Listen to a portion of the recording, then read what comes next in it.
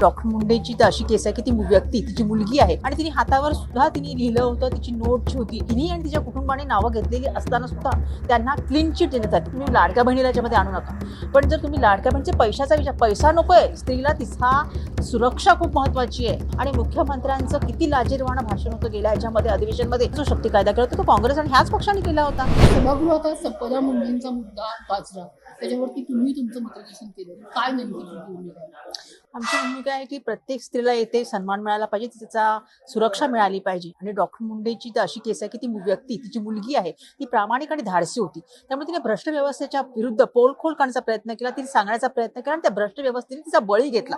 असं तिची आत्महत्या नव्हतं, तिचा जो बळी घेतलेला आहे असं मी म्हणेन. आणि तिने हातावर सुद्धा तिने लिहिलं होतं, तिची नोट जी होती तिने 2 PSNची नावं पण घेतली होती, बदने आणि बनकर म्हणून.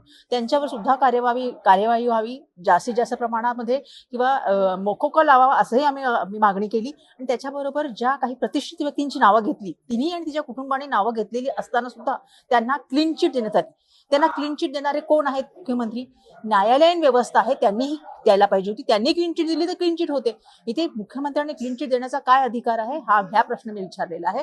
आणि त्याच्याबरोबर बाकीच्या ज्या गोष्टी आहेत, महिलांच्या सुरक्षेचा प्रश्न आहे, किंवा वैद्यकीय किंवा अत्यावश्यक सेवा ज्या महिला आहेत त्यांच्या सुरक्षेसाठी विशेष सुरक्षा व्यवस्था काही तात्काळ निर्माण करावी अशा, आणि पोलीस दलाची जबाबदारी आणि महिलांची सुरक्षेसाठी काही तुम्ही सुधारणा विधेयक काही आणू शकता का, त्याचाही तुम्ही विचार करावा असं त्यांना विनंती यावेळी. एक असा मुद्दा आहे की लाडकी बहीण योजनेला पैसे देण्याच्या ऐवजी महिलांची सुरक्षा नक्की मी तेव्हा तिथे तेच म्हटलं होतं की लाडकी बहिणीला 1500 देणं, लाडक्या बहिणीला 1500 रुपये नकोय, तर तिला तिची आणि तिच्या मुलीबाळांची सुरक्षा महत्वाची. मी हे म्हटल्यावर मुख्यमंत्र्यांचं असं उदाहरण झालं की तुम्ही लाडक्या बहिणीला याच्यामध्ये आणू नका, पण जर तुम्ही लाडक्या बहिणीचे पैशाचा विचार, पैसा नकोय स्त्रीला, तिचा सुरक्षा खूप महत्वाची आहे. ती सुरक्षा तुम्ही देत नाहीये, त्याच्याबद्दल काहीच नियम लागत नाहीये. शक्ती कायदा जो आपण मान्य केला होता त्याला कॅन्सल केलंय केंद्राने. ह्याच्यासाठी मुख्यमंत्री काहीही प्रयत्न करत नाहीयेत, कारण त्यांनी फक्त दुसऱ्या पक्षाने केला किंवा विरोधक दुसऱ्या जे होते त्यांनी केला म्हणून असं नाही. तर सुरक्षा महत्वाची आहे, त्यासाठी तो कायदा आहे. तर त्याचा विचार परत करावा आणि त्याचा विचार त्यांनी परत ते पाठवावा, असं विचार करून किंवा अभ्यास करून तो कायद्याचा त्यांनी परत पाठवावा आणि तो कायदा मंजूर करून आणावा, जेणेकरून आपल्या महाराष्ट्रातील प्रत्येक महिलेला ते सुरक्षित वाटेल. कारण आपण घटना बघतोय, बदलापूरची घटना असो, वैष्णवी हगवणीची घटना असो, त्या ह्याच्यामध्ये बस डब्यामध्ये भरलेल्या मुलीची घटना असो, या घटनांचं आपली शृंखला चालू आहे. एक चैन आहे, ती कंप्लीट सारखी कंटिन्यू चालू आहे. एवढ्या घटना करतात. आणि मुख्यमंत्र्यांचं किती लाजिरवाणं भाषण होतं गेल्या ह्याच्यामध्ये अधिवेशनमध्ये की महिला जास्त तक्रार करतात म्हणून नंबर वाढलाय.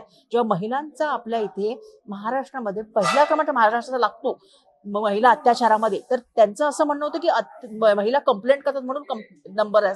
किती चुकीचं विधान आहे, हे असंवेदनाशील विधान आहे असं मी म्हणतो. काँग्रेस या बाबतीत पुढे काही महिलांच्या दृष्टीने काही भूमिका घेणार आहे का? नक्कीच. त्यांनी, मी सांगते ना, हा जो कायदा, जो शक्ती कायदा केला होता तो काँग्रेस आणि ह्याच पक्षाने केला होता. आणि महिलांच्या सुरक्षेसाठी नेहमीच आम्ही तयार आहोत. मी महिला म्हणून, बाकी मुंबई काँग्रेसची महिला म्हणून किंवा ज्या सगळ्या आहे आम्ही आहोत, त्या एक आमचं हे फोरम आहे आणि आम्ही तयार करतो त्यासाठी. महिलांच्या सुरक्षेसाठी नक्कीच नेहमी आम्ही तत्पर आहोत. महिला आमदार ज्या आहेत, त्या महिला आमदारांची या संदर्भात बोलावं आणि त्यांना कुठल्याही पक्षाच्या असतील त्या महिला आमदार ज्या असतील त्यांना एकत्र करून या संदर्भात बोलावं आणि या संदर्भात काही विचार करावा, काही एकत्र यावं असं वाटत नाही. नक्कीच. आमचं आता महिला बाल विकासमध्ये ह्या जो हे आहे कमिटी आहे, त्याच्या कमिटीमध्ये मी सुद्धा आहे आणि त्या कमिटीच्या माध्यमातून सुद्धा मी माझा आवाज नेहमी प्रकट करते. महिलांच्या मुलींपर्यंत जे कायदे आहेत ते जात नाहीत. तिकडे मी तेव्हा मीटिंग होती तेव्हा सुद्धा सांगितलं होतं की ह्या ज्या कायदे जर मुलींना कळायला पाहिजेत, त्यांना माहितीच नाही की आपली सुरक्षा किंवा आपलं काय, आपण आपला कोणी हुंडा घेतला किंवा काय घेतलं तर आपण कोणाकडे जावं, ह्या गोष्टी कळणं, तर तुम्ही रेडिओ किंवा टीव्ही माध्यमातून सांगा. ज्यावेळी तुम्ही इतर लोकांचे प्रचार करण्यासाठी हा माध्यम वापरला जातो, तर ह्या महिलांच्या मुलींपर्यंत पोहोचण्यासाठी किंवा स्त्रियांपर्यंत पोहोचण्यासाठी तुम्ही हे माध्यम का वापरलं जात नाही, हा सुद्धा मी प्रश्न केला होता. म्हणजे आम्ही जिथे मला मिळतो तिथे आम्ही महिला आणि मी सुद्धा प्रत्यक्ष होता, पण तिथे नेहमी तिथे आवाज ठेवण्याचं काम केलेलं आहे. वैष्णवी हगवणी प्रकरणात सुद्धा मी म्हटलं होतं की वैष्णव हगे तिथे का तुम्ही त्यांच्यावर कार्यवाही केली नाही. आधी जर त्यांनी कंप्लेंट केली होती त्या मयुरी जगतापनी, तेव्हा त्यांच्यावर का कंप्लेंट, हगवणे कुटुंबियावर प्रश्न, त्यांच्यावर का कंप्लेंट केली, त्यांना तेव्हा दम का देण्यात आला नाही. कारण ह्या गोष्टी काही राजकीय दबाव, आजकाल जो आहे राजकीय हस्तक्षेप आणि राजकीय दबावामुळे तपासाची दिशाच बदलली जाते सगळ्याच बाबतीत. आणि हे खूप घातक आहे आपल्या महाराष्ट्रासाठी. कारण पुरोगामी महाराष्ट्र नेहमी स्त्रियांचा सन्मान करणार आहे आणि त्यांनी नक्कीच सरकारने याचा विचार करावा.